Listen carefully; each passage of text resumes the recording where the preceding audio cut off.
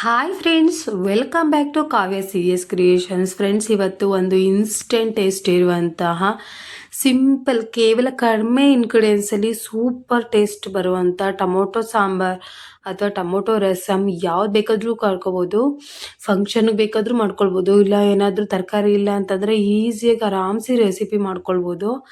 ಅಷ್ಟು ಚೆನ್ನಾಗಿರುತ್ತೆ. ಒಂದ್ಸಲ ಮಾಡಿದ್ರೆ ಮತ್ತೆ ಮತ್ತೆ ಮಾಡಬೇಕು ಅನ್ನೋ ಟೇಸ್ಟ್ ಇರುತ್ತೆ. ಮಕ್ಕಳು ಎಲ್ಲ ತುಂಬ ಇಷ್ಟಪಟ್ಟು ತಿನ್ನೋವಂಥ ಒಂದು ಸೂಪರ್ ರೆಸಿಪಿ ಅಂತಲೇ ಹೇಳ್ಬೋದು. ಯಾರೆಲ್ಲ ನನ್ನ ಚಾನಲ್ನ ಹೊಸ್ದಾಗಿ ನೋಡ್ತಾ ಇದ್ದೀರಾ, ದಯವಿಟ್ಟು ಸಬ್ಸ್ಕ್ರೈಬ್ ಮಾಡ್ಕೊಂಡು ನೋಡಿ. ಮತ್ತು ರಿಕ್ವೆಸ್ಟ್ ಮಾಡ್ತಿದ್ದೀನಿ, ಯಾರೂ ಸ್ಕಿಪ್ ಮಾಡ್ಕೊಂಡು ನೋಡಬೇಡಿ ಫ್ರೆಂಡ್ಸ್. ಯಾಕಂದರೆ ನಾವು ಯಾವುದಾದ್ರೂ ಒಂದು ಟಿಪ್ಸ್ ಆಗಲಿ ಯಾವುದಾದ್ರೂ ಒಂದು ಇಂಗ್ರೀಡಿಯೆಂಟ್ಸ್ನ ಮಧ್ಯದಲ್ಲಿ ಆ್ಯಡ್ ಮಾಡಿದ್ರೆ ನಿಮ್ಗೆ ಗೊತ್ತಾಗೋದಿಲ್ಲ. ಸೊ ನಾವು ಮಾಡೋ ಟೇಸ್ಟು ನಿಮಗೆ ಬರೋದಿಲ್ಲ. ಅದಕ್ಕೋಸ್ಕರನೇ ಹೇಳ್ತಾ ಇದ್ದೀನಿ, ದಯವಿಟ್ಟು ಸ್ಕಿಪ್ ಮಾಡ್ದಲೇ ಪೂರ್ತಿ ನೋಡಿ. ಸೂಪರ್ ಟೇಸ್ಟ್ ಬರುತ್ತೆ, ನಾವು ಮಾಡೋ ಟೇಸ್ಟೇ ಬರುತ್ತೆ.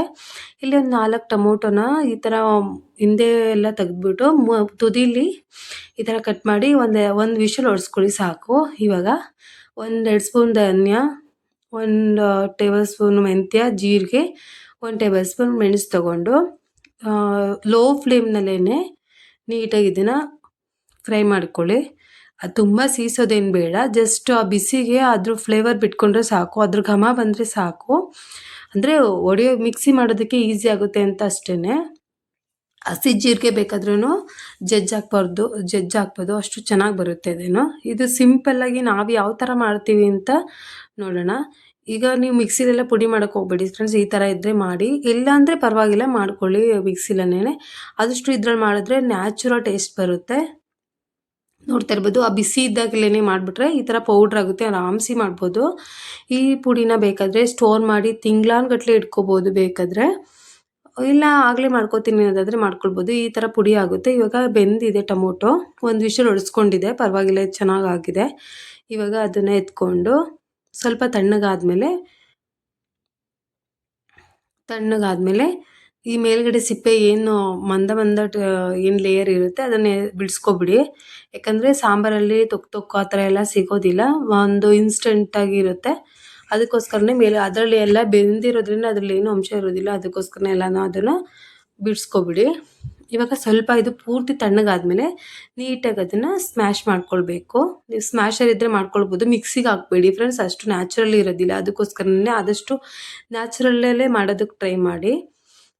ಈ ಥರ ನೀಟಾಗಿ ಅದ್ರ ಸ್ವಲ್ಪ ಮಂದ ಏನಿರುತ್ತೆ ದಪ್ಪ ಎಲ್ಲ 2 ವಿಷಲ್ ಹೊಡೆಸ್ಕೊಂಡ್ರೆ ಇನ್ನೂ ಈಸಿ ಆಗುತ್ತೆ ನಿಮಗೆ. ನಾನಿಲ್ಲಿ ಒಂದೇ ವಿಷಲ್ ಹೊಡೆಸ್ಕೊಂಡಿರೋದು. ಸೊ ಒಂದು ಸ್ವಲ್ಪ ತೊಕ್ತರ ನೋಡಿ ಅದನ್ನೆಲ್ಲ ಇಂಟ್ಕೊಬಿಡಿ.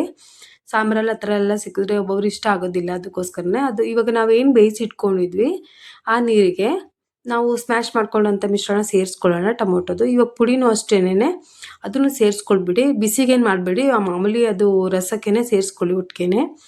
ಇವಾಗ 1/4 ಟೇಬಲ್ ಸ್ಪೂನಷ್ಟು ಅರಿಶಿನ ಪುಡಿ ಸೇರಿಸ್ಕೊಂಡು ನೀಟಾಗಿ ಅದನ್ನು ಮಿಕ್ಸ್ ಮಾಡ್ಕೊಳ್ಳಿ. ನೋಡ್ತಾ ಇರ್ಬೋದು ಕಲ್ಲರು ಎಷ್ಟು ಚೆನ್ನಾಗಿ ಬರ್ತಾಯಿದೆ.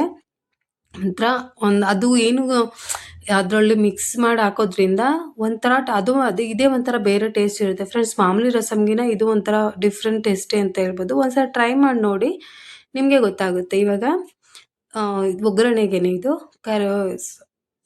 ಕೊತ್ತಂಬರಿ ಸೊಪ್ಪು, ಒಣಮೆಣ್ಸಿನ್ಕಾಯಿ, ಕರಿಬೇವು ಎಲ್ಲ ತೊಗೊಂಡು, ಸಾಸಿವೆ ಜೀರಿಗೆ ತೊಗೊಂಡು, ನೀವು ಯಾವ್ದ್ರಲ್ಲಿ ಮಾಡ್ತೀರಾ ಅದಕ್ಕೆ 1 ಟೇಬಲ್ ಸ್ಪೂನ್ ಎಣ್ಣೆ ಹಾಕ್ಕೊಳ್ಳಿ.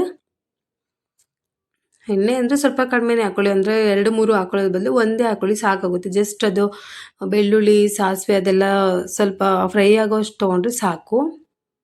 ಇವಾಗ ಕರಿಬೇವು, ಸಾಸಿವೆ, ಜೀರಿಗೆ, ಮೆಣಸಿನ್ಕಾಯಿ ಏನೇನು ತೊಗೊಂಡಿದ್ವಿ ಒಗ್ಗರಣೆಗೆ ಅಂತ ಎಲ್ಲನೂ ಹಾಕ್ಕೊಂಡು ಒಂದೊಂದೇ ಹಾಕೊಂಡು ಲೋ ಫ್ಲೇಮ್ನಲ್ಲೇ ಮಾಡ್ಕೊಳ್ಳಿ. ಯಾವುದೇ ಕಾರಣಕ್ಕೂ ಒಗ್ಗರಣೆ ಅಂತೂ ಸೀಸ್ಬೇಡಿ. ಯಾವುದೇ ಸಾಂಬಾರಿಗಾದರೂ ಅಷ್ಟೇ ಒಗ್ಗರಣೆ ಸೀಸ್ಬೇಡಿ.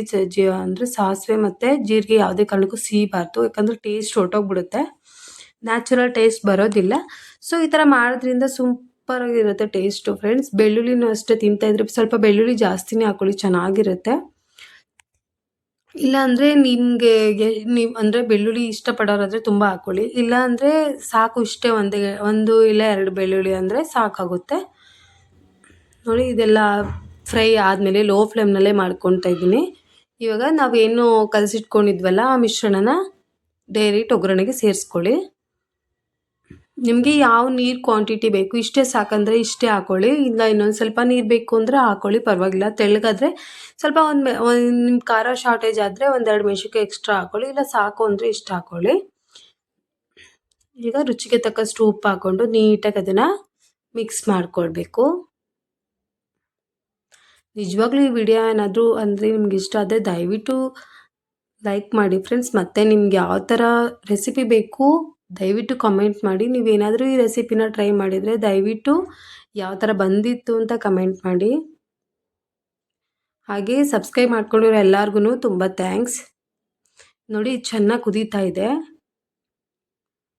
ಚೆನ್ನಾಗಿ ಕುದ್ದಾದ್ಮೇಲೆ ರೆಡಿ ಆಗಿದೆ ಅಂತಲೇ, ತುಂಬ ಏನು ಬೇಯಿಸೋ ಅವಶ್ಯಕತೆ ಇಲ್ಲ, ಯಾಕಂದರೆ ಟೊಮೊಟೊ ಎಲ್ಲ ಆಲ್ರೆಡಿ ಬೇಯಿಸ್ಕೊಂಡಿರೋದ್ರಿಂದ ರೆಡಿಯಾಗಿದೆ. ನೋಡಿದ್ರಲ್ಲ ಫ್ರೆಂಡ್ಸ್, ಇಷ್ಟೇ.